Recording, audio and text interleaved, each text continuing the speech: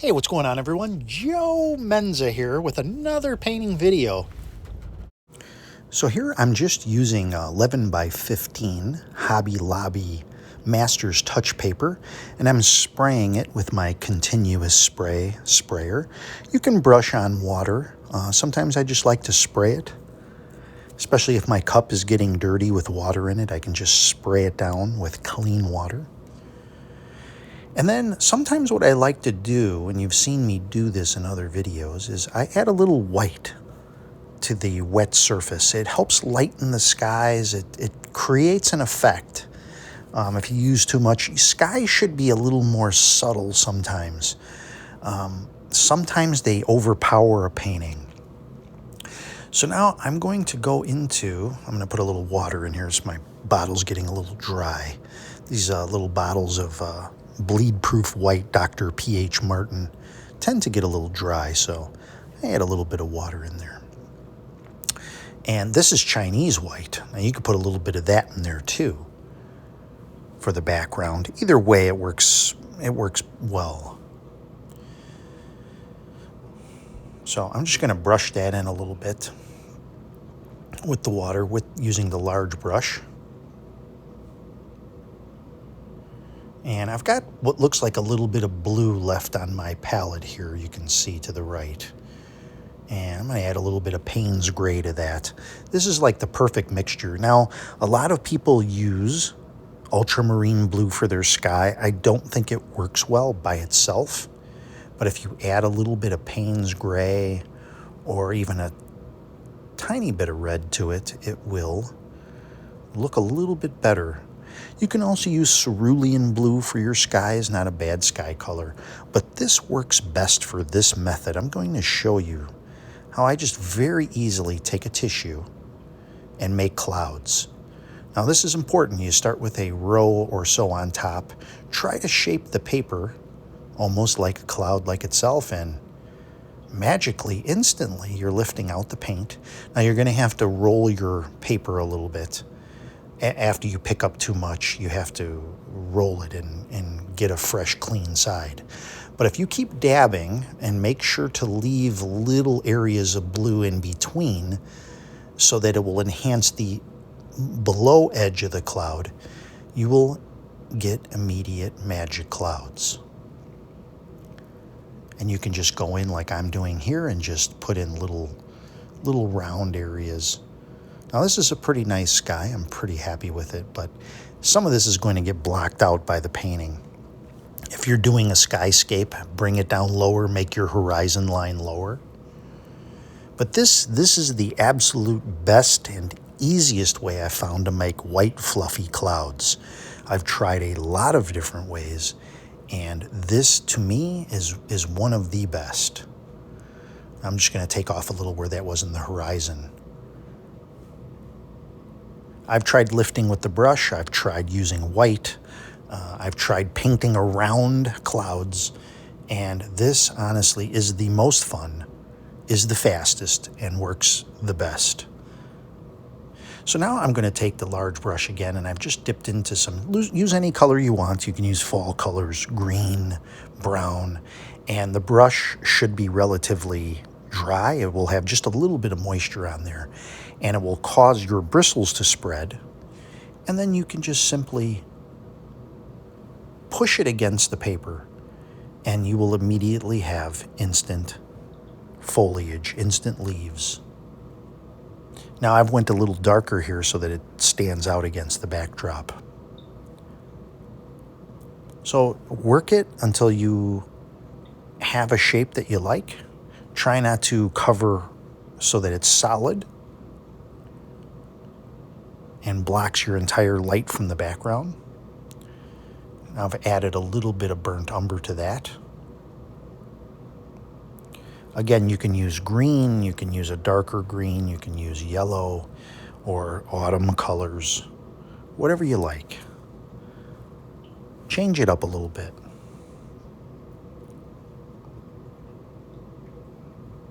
So for this one, I'm just keeping a simple plain.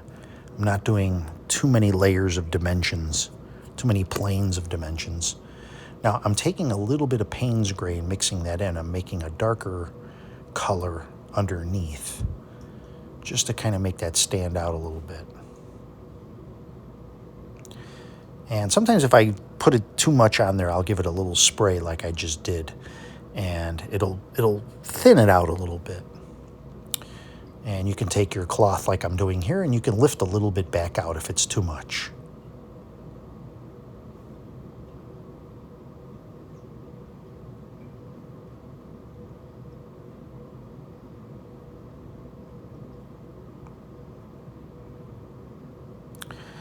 Now I'm going to go to my rigger brush.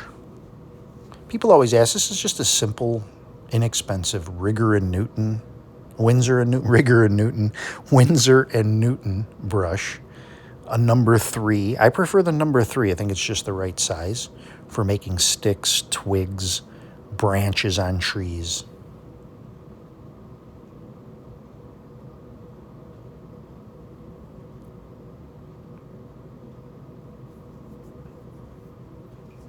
Like I said, if you want more of your sky to show through, move your horizon down.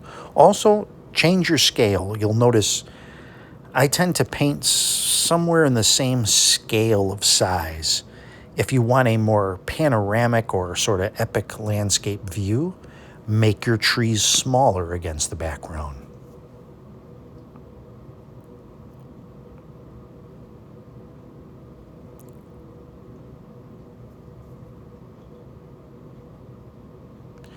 Okay, so back to the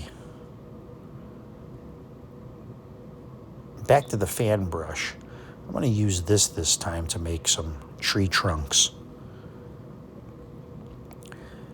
Now, when you make a tree trunk, you can go just straight up the paper like that. You can also go sideways if you don't feel like you have a firm or steady hand.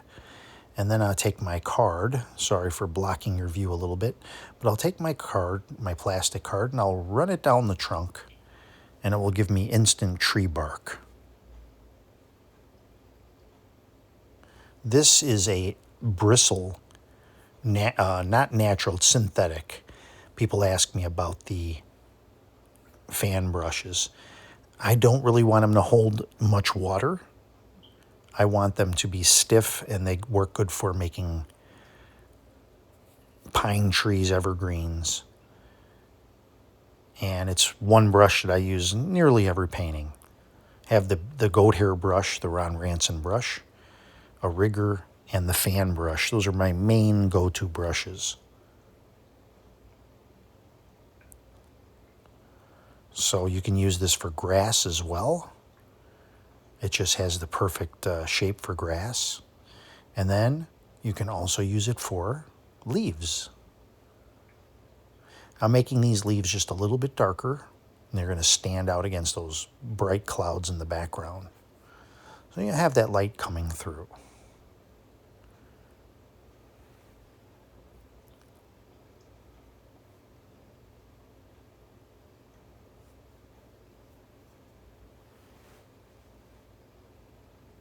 Just a little bit darker here.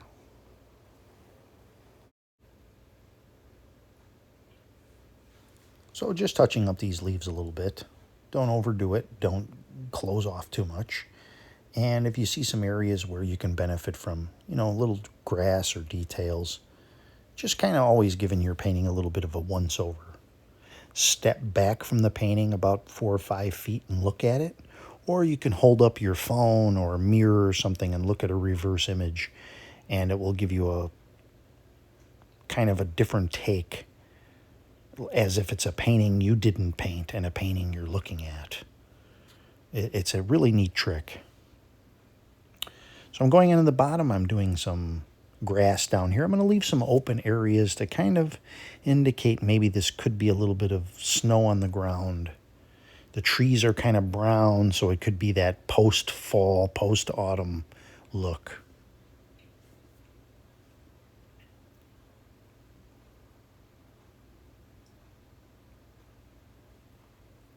I don't do too much with snow, just hints of it.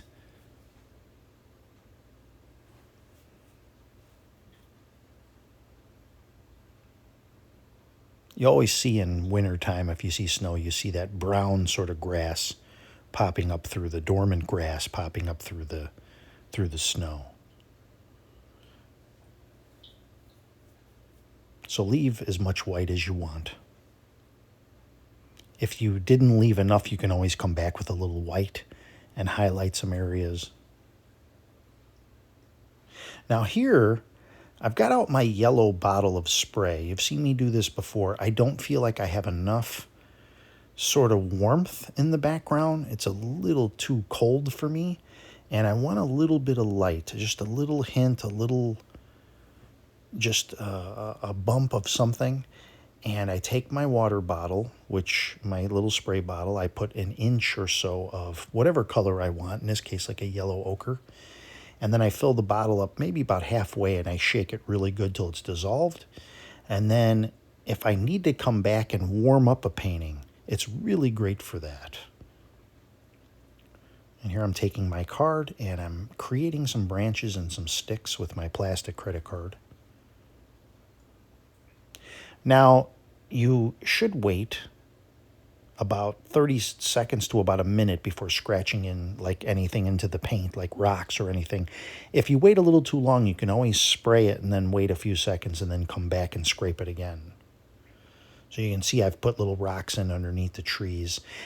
It's a great way to break up a dark, like underneath where you have the tree like on the right, there's dark on the ground, it's too solid or something, and you want to create a little counter change. So you put those rocks in there and it creates instant detail.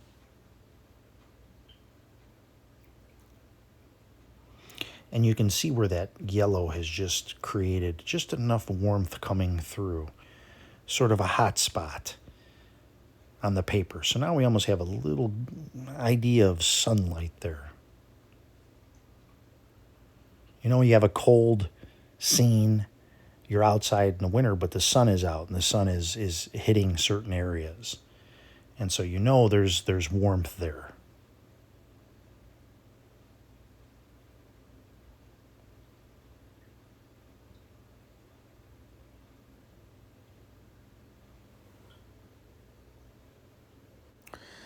So now there's really not a whole lot left to do. I'm kind of torn on this bottom right corner.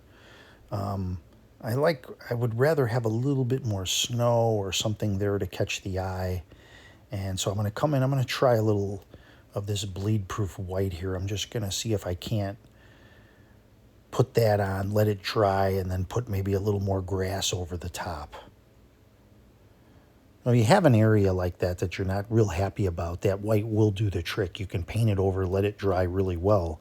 It's almost like starting over again on fresh paper. And then I like to give it a little spray sometimes. I'll put a little on there, I'll give it a little spray of the yellow. It still looks white, but it just gives it a little tint, and it doesn't stand out and look too garish on the paper.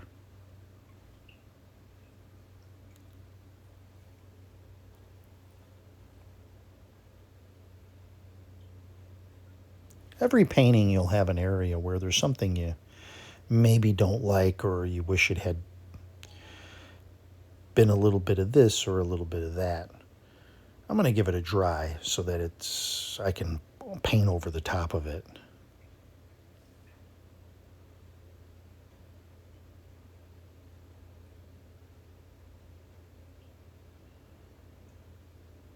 So you can see now there's a little bit maybe a hint of snow or something interspersed there. You can make that as bright as you want.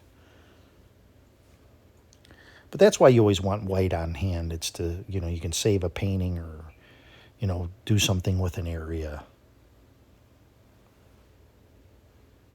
So I'm just using the hair dryer, just giving it a quick dry. Let's see how it looks in a matte. I think it looks pretty good. I'm pretty happy with that.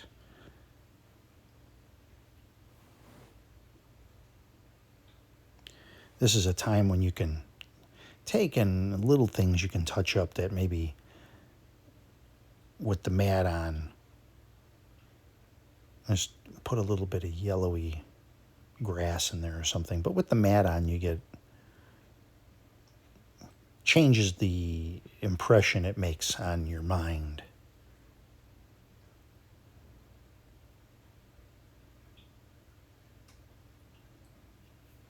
So this could fall either way. It's not really like a snow scene, but it's got like light on the ground. It could be late fall. Whatever the viewer sees is fine, really. You can use more white if you really want it to, be a snow scene. And I'm just giving it a dash more of that yellow because it does dry back. I'm just touching up the edge of that cloud with my tissue.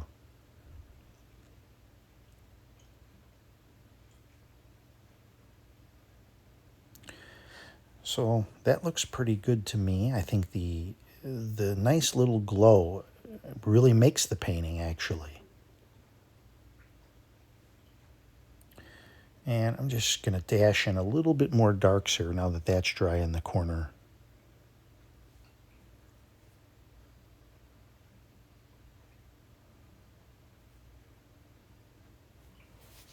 And again, look at it with the mat on. And I'm taking I have rose, quinacridone rose, and I spray that on. It looks darker pink in the bottle, but when you spray it on, it really can warm things up even more. Because I know that will dry back. I'm taking my Micron pen. I'm just going to pop in a couple of birds. Maybe scratch in a few little sticks.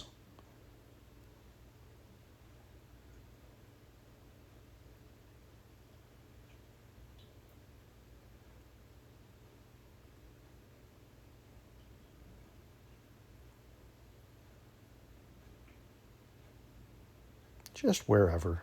Don't overdo it.